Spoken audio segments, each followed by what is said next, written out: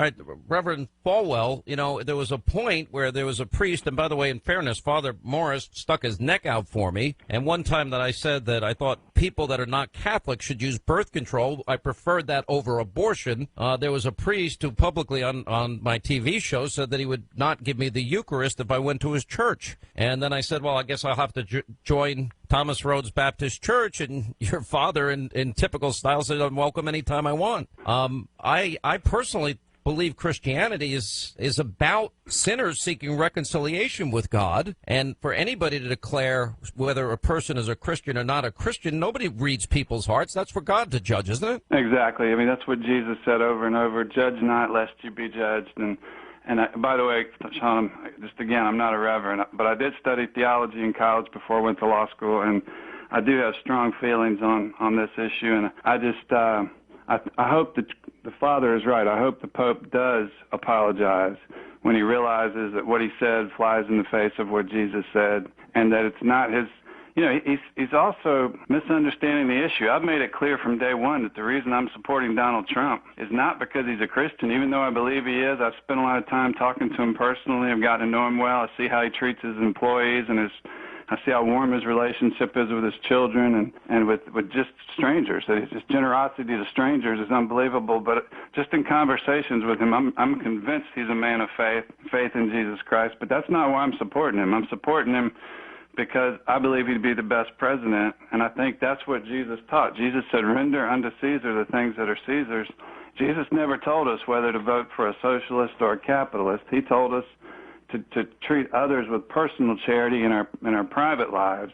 You know how I have always interpreted that, though? You know, and render unto Caesar that which is Caesar's, and unto God that which is God's. Well, really, Caesar owns nothing, and God owns everything. Well, that's right. That's true. So, but also I think it meant let Caesar make the political decisions.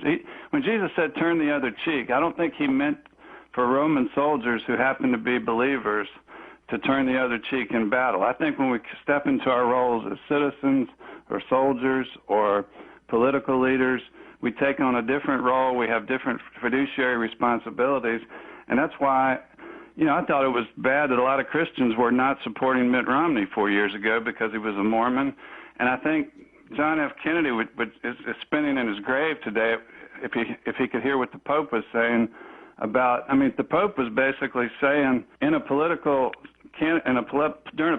election that a certain candidate was not a Christian. It's the same as saying to American Catholics, don't vote for him. He's not a Christian. And I think no, hold on. That's an important distinction needs to be made. He actually was asked, so should we vote for him? Should Christians or should Catholics vote for Donald Trump? And he said, I'm not going to get involved with that. So it's important to make that distinction. Okay, but when you say somebody's not a Christian and you're the leader of 1 billion Catholics, many of them are going to interpret it that way, and that's why I hope he'll apologize. But Sean, go ahead. Let me bring in Pastor Jeffress, who was sitting by patiently. What do you think, Pastor? Sean, I think the Pope needs to ask Donald Trump's forgiveness for making such an outlandish statement.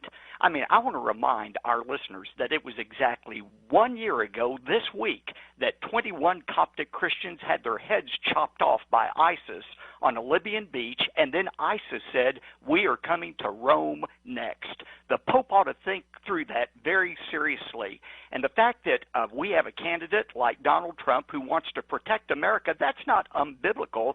The Pope is confused between the role of the church, which is to show compassion, and the role of government, which is to uphold order and to protect its citizens. And I want to make a prediction. I think the Pope has succeeded in doing what no other man on earth could do, and that is creating a martyr in Donald Trump. I think this is going to send his poll numbers through the roof, because I'm telling you, I admire the Pope. I think most Americans admire him, but they don't want the Pope inserting himself in American elections, and they sure don't look to the Pope for advice on